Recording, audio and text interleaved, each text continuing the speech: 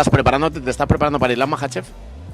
Yo me estoy preparando para Islam Makhachev, todos mis entrenamientos enfocados para Islam o para Charles, por tanto, así que tengo esos dos nombres en que hacen subidas de que un campeón pelea con el que es pequeño, luego cambio de categoría y digo, bueno, soy pequeño, que no he ganado lo suficiente. Bueno, son síntomas de miedo, todos lo sabemos, pero es normal, yo también tendría miedo.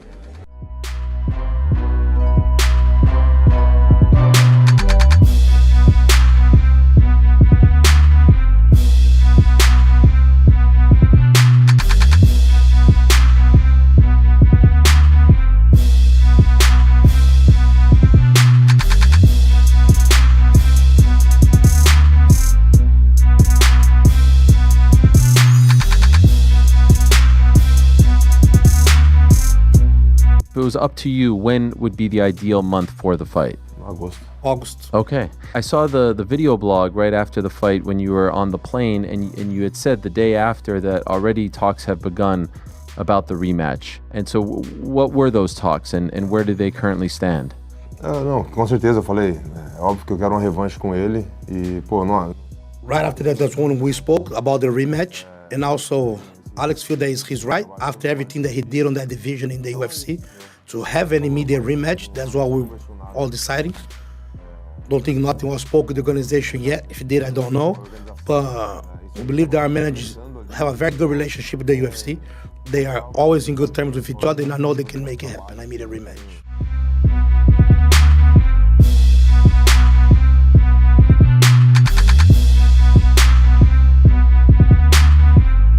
It didn't really bother me, to be honest. I would love to say differently. I'm not trying to disagree with Leon. Only Leon knows what was going on with his body and in his mind. I don't think it really affects the fighters as much as what they think it does. Obviously, Leon lost the fight, so he's going to look for a reason. And I think he's latching onto that as maybe, not as an excuse. I'm not saying he's making excuses, but he's like, well, it was the middle of the night and I felt off. But you know what it's like, Stefan. Yep. Some fights you do feel off. Some fights you do feel sluggish. Some fights you're just not your best, you know? And I think he puts it all together and maybe he's blaming that. When I fought in Manchester in the middle of the night, every single fight was a stoppage, apart from my fight, which went to a decision, but it was the fight of the night. I fought in the middle of the night. I fought in Australia first thing in the morning. You know, every single time when you're walking out there, there's 20,000 people, and you're going to fight someone that you've just spent 2 months of your life preparing and obsessing over. It doesn't matter what time of day it is because the adrenaline kicks in. However, I understand why Leon feels that way because he lost. I think it was just because sometimes you have an off night, you know, and that is an obvious thing to point at and blame.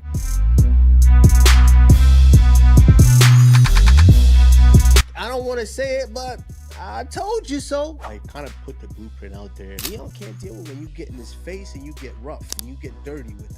You hit him, pop, pop, pop. He needs to create space always. So he's going to step back to try to create that space. But by him stepping back, he's giving ground. He's fighting anybody that can change levels and potentially take the fight down to the ground. He's in for a long night. You saw it with myself. You just saw it with Sean Brady. The blueprint is there, man. Could you push Leon against the cage? Could you really mix the fighting? Leon does not know how to kind of move laterally. Like, he was just going straight back. Sean Brady did a really good job of stalking him, getting him against the cage, throwing that overhand to eventually getting that shot. He chained his fighting through his wrestling. Leon just had nothing to do. Different level.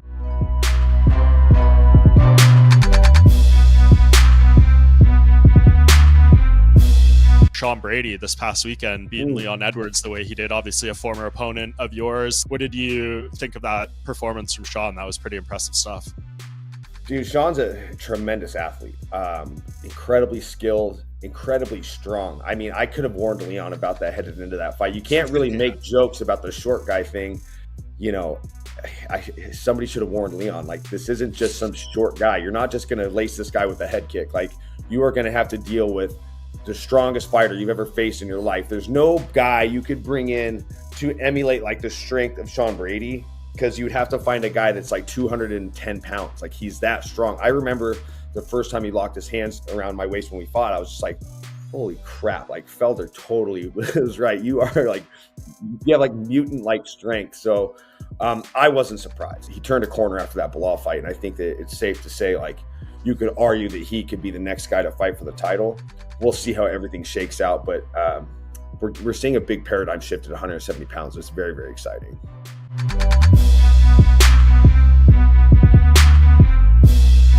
Striking. I don't know. Go on. I'm going to get my balls busted nonstop for this one. Jon Jones. Jon Jones for striking. All right. Defense. Jon Jones again. Jon Jones. Yeah. Wrestling. Don't tell me it's Jon Jones again. Jon Jones. Oh my God. Lost him. Chin. He's going to say Jon Jones again. Yeah, Jon Jones. Oh my God. Personality. He was really enjoying Jon Jones on this particular day, wasn't he? Conor McGregor. Ooh. Conor McGregor. Legacy. Jon Jones. Jon Jones. Jon Jones. Yeah, glazing.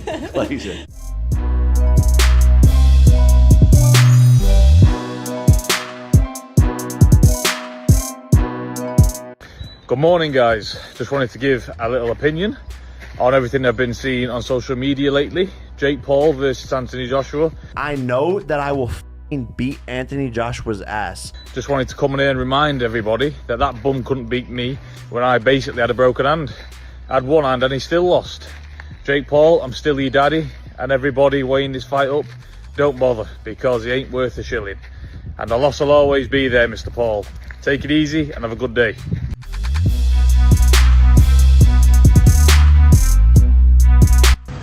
This one's for you. This is the Starbucks, brand new. You got extra link also in case you need it for the wrist and the paper also. Shalom. Mazal, my Jew. Mazal. Enjoy it. Wear it in good health. Thank you. Respect.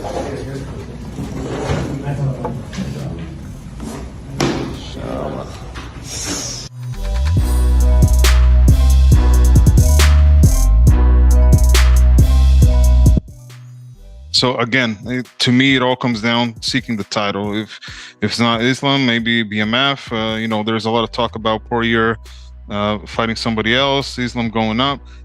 I don't know. I can't concern myself with all these things. All I got to do is prepare myself and be ready when it comes to time. One other name I wanted to ask you about, because it seemed like some people thought maybe it would be you and Arman Tsarukyan in a rematch. You fought at UFC 300. Is that a fight that interests you? Would you like to get that one back? Não, nesse momento não, foi como eu te falei. I understand that, but not at this time. Like I said, I respect him. I respect his style, his fighting. But right now, I'm seeking the title. That's the fight that I want. I want to fight for the title. That's it.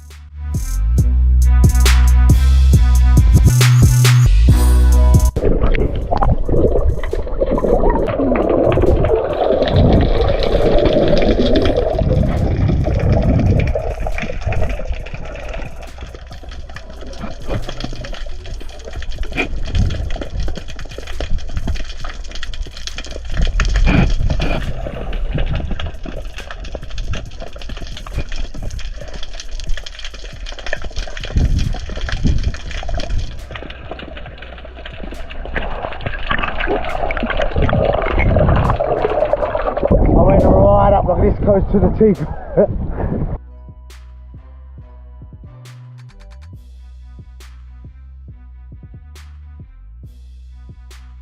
Like I said, I've got 2 fights on the contract.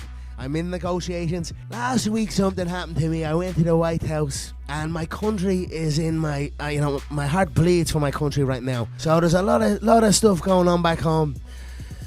I'm happy with what I've done. There's something else for me that's in my gut right now. And that's kind of where I'm going. So we'll see. Greatness don't rush also. Greatness does not rush.